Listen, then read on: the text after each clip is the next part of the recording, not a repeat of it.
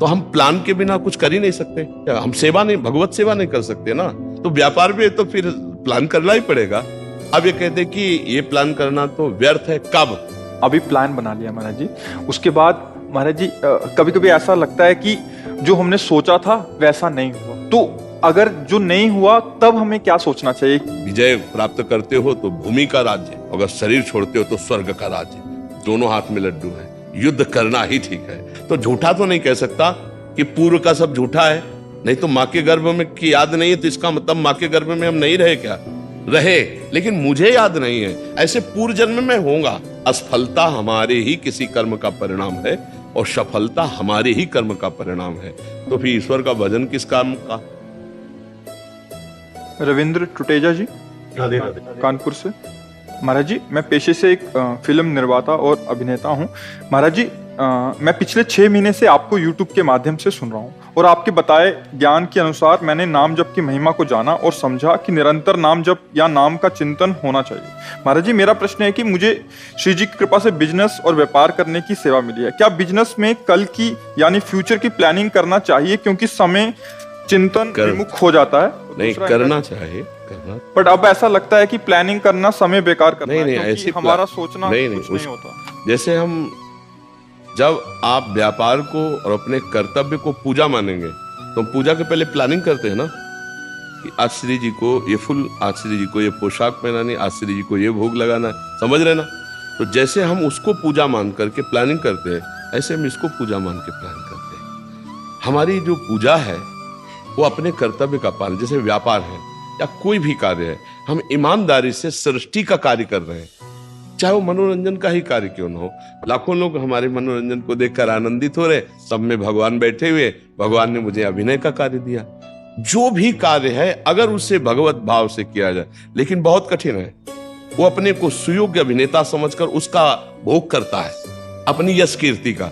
तो जो पुण्य है उसके प्रताप से उठा, इसके बाद मिटिया मेट नष्ट हो जाता है।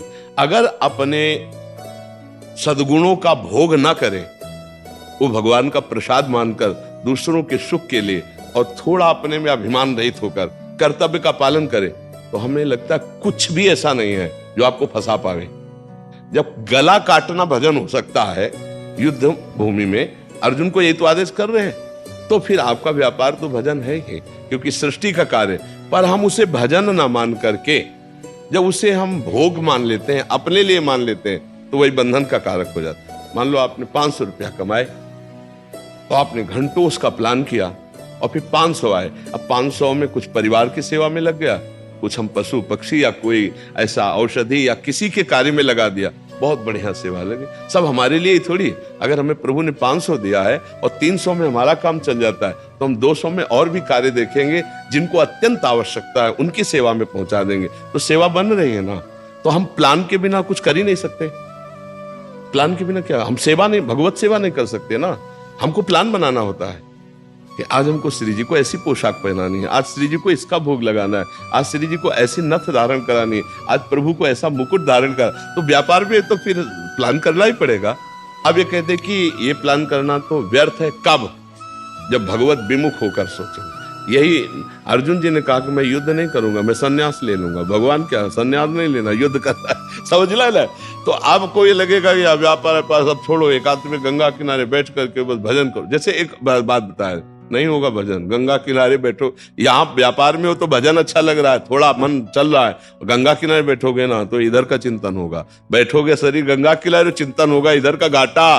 बैठो बाजार में, वो चिंतन हो प्रभु का, ये मुनाफा। समझ रहे ला कि प्रभु मैं तो संसारी आदमी हूँ, संसार के कार्यों में रत हूँ, नाथ जैसा भी हूँ आपका हूँ, और हर कार्य भगवान को समर्पित करते जाओ। और नाम जप के बढ़िया काम है। जो प्लान करो पहले सोचो कि ये कार्य भगवान के लिए है, तो युद्ध भी तो प्लान से होता है। रात रात भर चक्रव्यूह की रचना करते थे भगवान श्री कृष्ण बैठ के, और युधिष्ठिर जी को नहीं रखते थे। युधिष्ठिर जी के सामने दूसरा चक्रव्यूह होता था, क्योंकि दुर्योधन जाके पूछता भ्रातासी आज कौन सा चक्रव्यूह, तो सत्यवादी थे, बता देते थे कि आज गरुण चक्र है। तो यहाँ प्लान एक अलग बनता था और फिर एक प्लान अलग बनता था श्री कृष्ण, जो युधिष्ठिर जी को भी पता नहीं होता। वहां जाते ही दूसरा चक्रव्यूह युधिष्ठिर जी ने बताया था दूसरा, तो उसकी तोड़ वो भीष्म पितामह जी से सीखता। लेकिन जो भगवान बनाते थे उसकी तोड़ ही नहीं होती, क्योंकि वो दूसरा होता था। तो ऐसे ही प्लान तो हर चीज का बनता है, तो आपका व्यापार का या किसी भी तरह का जो प्लान है वो भगवान से जोड़ करके कीजिए तो भजन ही माना जाएगा। महाराज आज 60 साल के हो गए हैं, जन्मदिन है हमारा। हमेशा महाराज जी हम बम्बई में मनाया करते थे, लेकिन मैंने कहा आज आपके चरणों में मनाना है और मुझे बुद्धि दीजिए महाराज जी कि आपके चरणों में लगे रहिए। मेरा बेटा ही मुझे लेके आया, 6 महीने से ये आ रहा है। महाराज जी इसमें एक और प्रश्न उठता है, इनका भी था, इनको थोड़ा सरल तरीके से। अभी प्लान बना लिया महाराज जी, उसके बाद महाराज जी कभी कभी ऐसा लगता है कि जो हमने सोचा था वैसा नहीं हुआ, तो अगर जो नहीं हुआ तब हमें क्या सोचना चाहिए कि शायद प्रभु की इच्छा थी या उसमें दो बातें सोचनी। पहली बात तो जैसे हम चाह रहे थे कि अमुक संख्या से हमें लाभ मिले या अमुक पद से लाभ मिले या विजय प्राप्त हो और हमें नहीं हुई, तो उसमें पहली बात तो हमारा कोई अशुभ प्रारब्ध हमें बाधा पहुंचा रहा है। अशुभ प्रारब्ध जो हमारा कोई पाप है वो हमको सफल नहीं होने दे रहा। दूसरी बात, हमारा कोई अभ्यास ढीला रह गया। दो बातों पे दृष्टि रखनी चाहिए। मेरी त्रुटि क्या हुई कि मैं फेल हो गया? जब हम पूरी जांच करते हैं और कोई त्रुटि नहीं निकलती, तब हम उस पर लागू हो जाते कि कोई पूर्व का पाप है जिसने टांग मार दी और मैं असफल हो गया।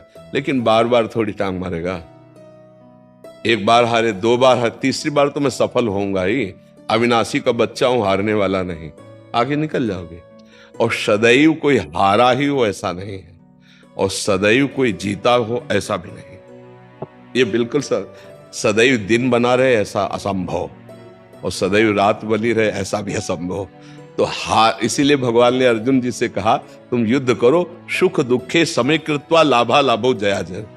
जय हो या पराजय हो, लाभ हो या हानि हो, सुख या दुख, अपने कर्तव्य से नहीं डिगना, अपने कर्तव्य का पालन करते रहना चाहिए। भगवान ने कहा यदि विजय प्राप्त करते हो तो भूमि का राज्य, अगर शरीर छोड़ते हो तो स्वर्ग का राज्य। दोनों हाथ में लड्डू है, युद्ध करना ही ठीक है। तो अपने कर्तव्य का पालन करते हैं। यदि हमारी उस कोटि की सफलता नहीं होती तो हम पहले जांच करते हैं कोई हमारे अभ्यास में, कोई हमारे प्लान में त्रुटि हुई क्या। अगर नहीं तो फिर हमारा प्रयास असफल हुआ, कोई पूर्व का पाप ऐसा है जो हमको नीचा दिखाने के लिए असफलता दे दी है। लेकिन वो खत्म होगा ना, अब हम फिर प्रयास करते हैं, हमें हारना नहीं है। देखो गलतियां तो हमसे होती रहती हैं, पूर्व जन्म में हुई हैं जो एकत्रित है, और इस जन्म में भी हमसे ऐसे पाप हुए जिनका हमने कोई प्रायश्चित नहीं किया, जिनको कोई नहीं जानता है। लेकिन वो कर्म नष्ट तो नहीं हो गया ना। जो कर्म होता है वो उसी समय से हमारे दिमाग में सेट हो जाता है। अब वो आकर फल देगा, या मुझे पहुंचाएगा वहां, या वो किसी न किसी रूप में आकर के मेरे को नष्ट करेगा। बुरी दशा आने के पहले बुद्धि बदली जाती है। कोई प्लान में ऐसा चूक हो जाएगा कि आप फेल हो जाओगे, क्योंकि वो कर्म आपको गिराएगा। अपने को पता है अपने से ऐसे कर्म हुए हैं इसी जन्म के, और कुछ ऐसे कर्म हैं जिनको मैं भूल चुका हूं पूर्व में। जैसे भीष्म जी कह रहे हैं कि इस जन्म में मैंने कोई पाप नहीं किया और 6 महीना बाणों की सैया में, तो भगवान ने कहा कि आगे बढ़कर के पूर्व जन्मों को देखो। अब जैसे अपने लोग इस जन्म में आए तो याद नहीं है, बोले कौन सा पूर्व जन्म, कब? देखो माँ के गर्भ में 9 महीने रहा गया, क्या याद है? देखो हम सबको पीछे की तो जाले दो, इसी जन्म में माँ के गर्भ में मैं रहा हूं, 9 महीने रहा हूं। और गर्भ कौन सी व्यवस्था है वहां, मलमूत्र का, इधर मलाशय मूत्राशय, उसके बीच में रहा हूं। तो याद नहीं एक सेकंड के कष्ट की, विचार करके देख। तो पूर्व की याद कैसे रहेगी जब अभी इसी जन्म के माँ की याद नहीं? तो झूठा तो नहीं कह सकता कि पूर्व का सब झूठा है। नहीं तो माँ के गर्भ में की याद नहीं है तो इसका मतलब माँ के गर्भ में हम नहीं रहे क्या? रहे, लेकिन मुझे याद नहीं है। ऐसे पूर्व जन्म में होगा, क्योंकि मैं अविनाशी हूं, ये शरीर विनाशी है। तो पूर्व में भी कोई पाप हुए होंगे तो भोगना तो हम ही को पड़ेगा ना। शरीर कुछ भी बदल ले, भोगना तो, कपड़े कुछ भी आप बदल लो, अगर अपराध किए हो तो आपको दंड भोगना पड़ेगा। तो अब वो वेश तो वो है, ऐसे वेश तो पुरुष का आ गया, इस रूप का आ गया, लेकिन इसके अंदर जो बैठा जीवात्मा है वो किसी और शरीर से पाप किए है, तो भोगना तो उसी जीव को पड़ेगा। शरीर भले अलग है लेकिन दंड तो उसी को मिल रहा है ना। अब आप अपने को नहीं जानते, आप अपने को शरीर मानते हैं, इसीलिए लगता है मैंने तो कोई पाप नहीं किया। लेकिन आप नहीं, आप शरीर नहीं है, आप जो अंदर पावर है वो पावर वहां भी वही था और यहां भी यही है, केवल शरीर बदल चुका है। तो इसलिए हमें बहुत धैर्य पूर्वक रहना चाहिए। असफलता हमारे ही किसी कर्म का परिणाम है और सफलता हमारे ही कर्म का परिणाम है। तो फिर ईश्वर का भजन किस काम का?